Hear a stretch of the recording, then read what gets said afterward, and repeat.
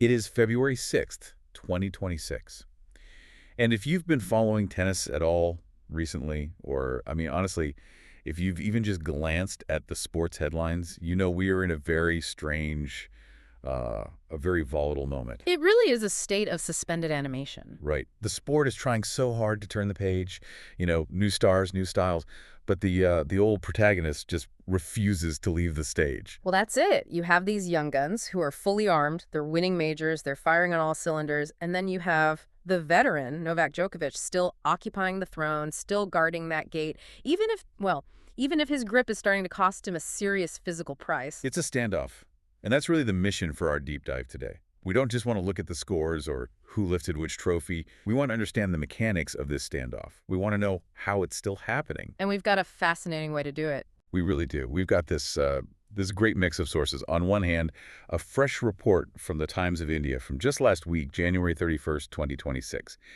It breaks down the absolute war of attrition between Djokovic and Carlos Alcaraz. And then to make sense of that modern war, we're going to do a little bit of time travel. We've got a press conference transcript from all the way back in April 2021, the Rolex Monte Carlo Masters. And it features a relatively younger Djokovic, talking about the next generation before they were really household names.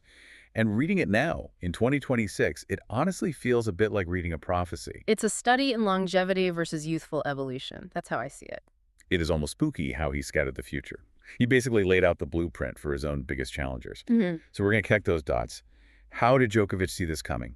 What's the physical price he's paying now? And what's the psychological dynamics with Alcaraz? Because that dynamic is everything. It's a clash of biology versus methodology. You've got Alcaraz, who is all speed, power, youth, the evolution of the sport. And Djokovic. And Djokovic, who is the triumph of routine, analysis, and just sheer stubborn will. So let's get right into the numbers to set the stage, because I think people might not realize just how tight this is. As of late January 2026, the head-to-head between Djokovic and Alcaraz is sitting at 5-4. Just 5-4. Djokovic has the edge by a single match. Which is, it's just absurdly close given the sample size and the stakes. Usually, when a veteran plays a rising star, the torch passes pretty quickly. You see one or two matches, and then the kid just takes over. But not this. This is a tug of war. A total tug of war. But that 5-4 record, it really hides the brutality of how they got there. If you look at the 2025 season, specifically the Australian Open quarterfinal, you see the real story. Okay, yeah, let's dig into that Melbourne match in 2025.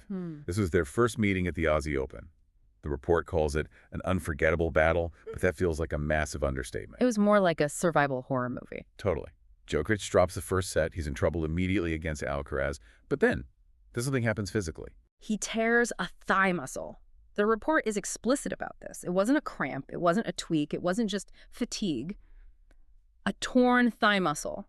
In the middle of a match against, arguably the fastest player to ever hold a racket. See, this is where the logic of professional sports usually just breaks down. You tear a thigh muscle against Alcaraz. You shake hands. You shake hands. You retire. You go to rehab. You prepare for the clay season. You do not play 3 more sets of high-intensity tennis. And yet, he stayed out there for over 3.5 hours. He didn't just stay, he won. He took the next 3 sets, 6-4, 6-3, 6-4. So how do you explain that? Is that just adrenaline? Is it some kind of tactical genius?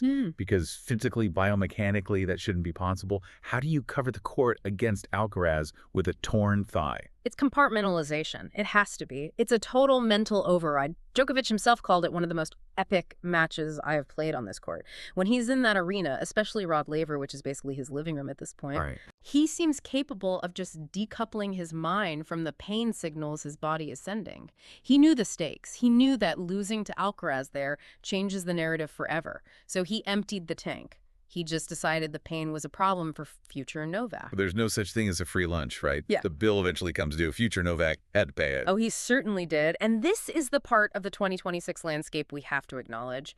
The veteran can win the battle, but the recovery just takes longer.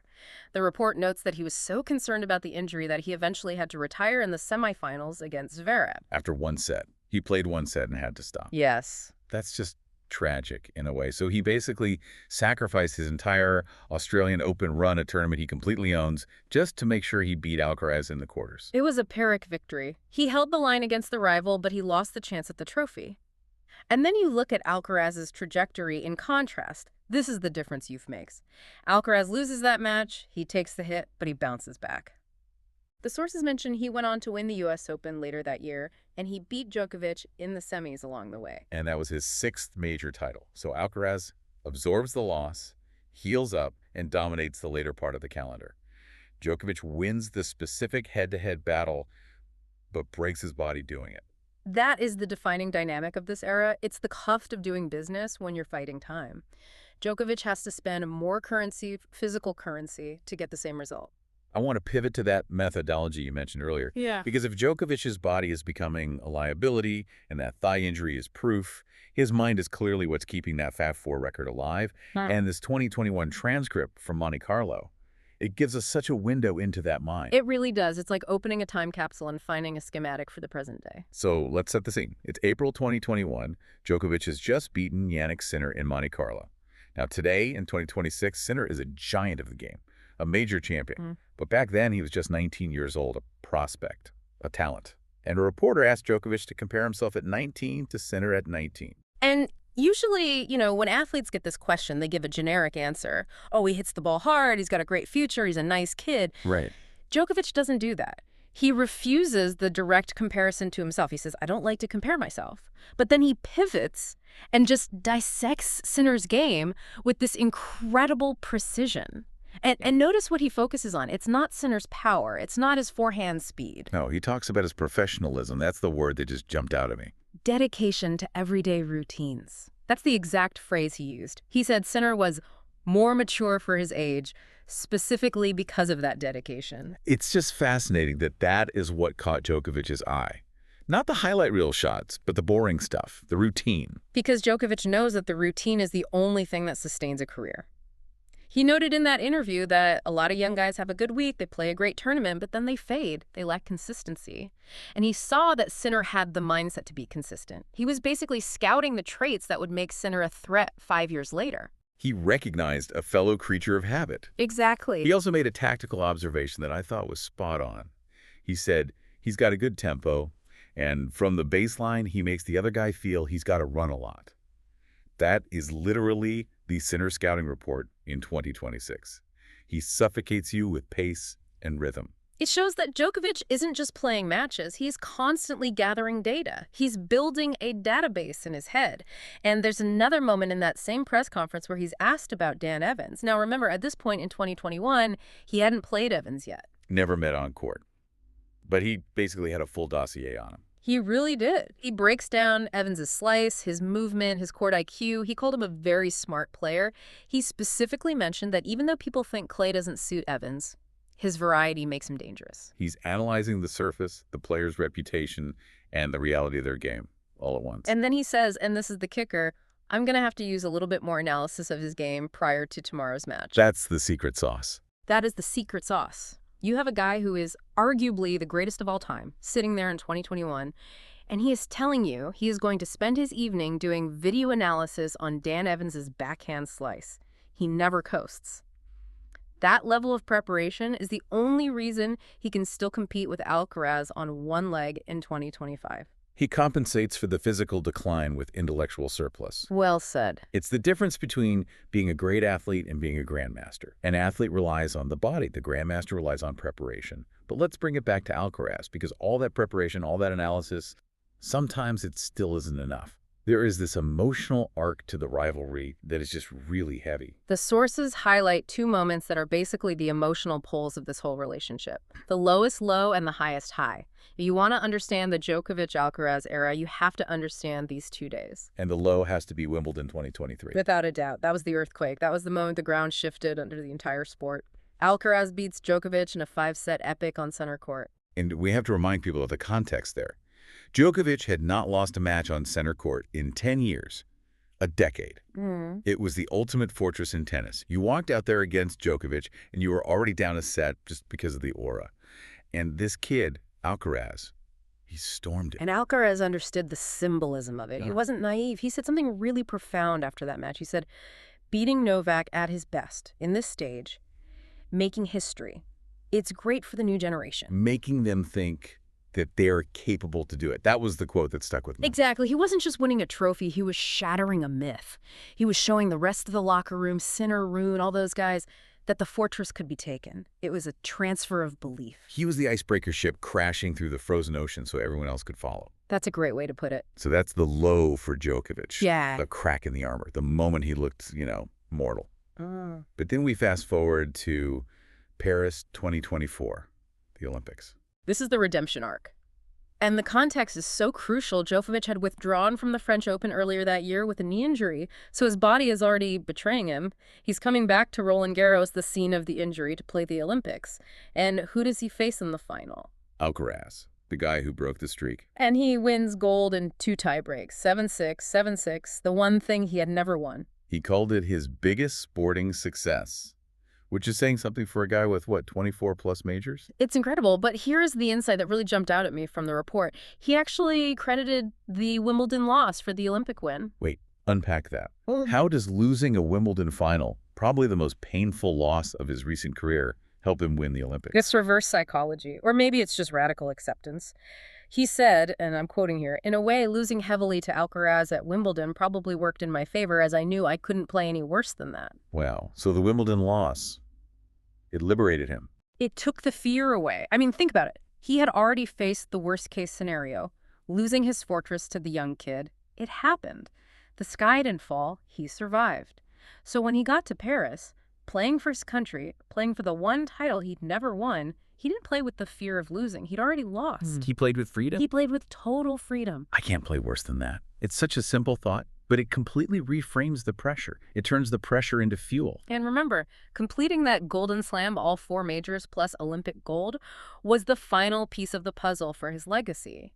It's possible that without the sting of that Wimbledon loss, without Alcaraz pushing him to the brink, he doesn't find that extra gear he needed to win in Paris. So in a weird way, Alcaraz helped him complete his legacy. Iron sharpens iron. They absolutely need each other. Alcaraz needed to beat Djokovic to believe he could be number 1. Djokovic needed the threat of Alcaraz to push him to that final level of greatness. I want to touch on something else from that 2021 transcript, because we talk about Djokovic like he's a machine, this cyborg of analysis and routine and pain management. But there was a moment in that interview where he got very, very human. You mean regarding his father? Yeah. The reporter asked him about his father giving these interviews to the media. And let's be honest, for those who follow tennis, Djokovic's dad has a reputation for being, let's call it, unfiltered. Passionate was the diplomatic word Novak used, but yes, he can be a bit of a loose cannon. But his answer was really touching. He didn't throw his dad under the bus. He didn't get defensive. He just said, "I love my father." He's a very passionate man. And he admitted he can't control what his father says, but then he said, "We are family. Of course, I'm going to stay on his side and protect him." It just reminds you that behind the scenes, he's dealing with the same family dynamics as anyone else. He has to balance being a global superstar, a brand, with just being a dutiful son. It adds another layer to that mental strength conversation. It's not just about tuning out the crowd or the pain in his thigh. It's about tuning out the noise in the press, even when that noise is coming from your own camp. And speaking of crowds, he also talked in 2021 about playing in the empty stadiums during the pandemic. Do you remember that bit? He described it as having a calm and kind of serenity. Which is such a stark contrast to the 2026 reality we started with, those matches against Alcaraz. There is no serenity. They are chaos. They're loud, intense, partisan. He went from the serenity of silence to the absolute cauldron of a major final against the crowd favorite.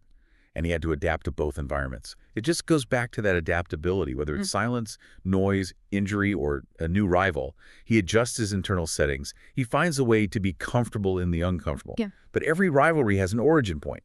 And we shouldn't gloss over where this whole Djokovic-Alcaraz madness actually started. The TOI report points back to Madrid 2022. The gauntlet. That's what I call that tournament for Alcaraz. Right. Alcaraz was just 19.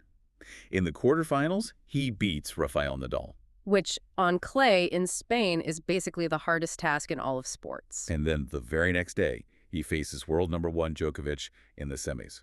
And he beats him too, a tight 3-setter. To beat Nadal and Djokovic back-to-back on clay at 19, I mean, that is the moment he announced himself. That wasn't just a good week, that was a revolution. But look at the mindset. This connects right back to what Djokovic admired in Sinner. After beating the two greatest players ever, Alcaraz didn't just celebrate, he didn't go party.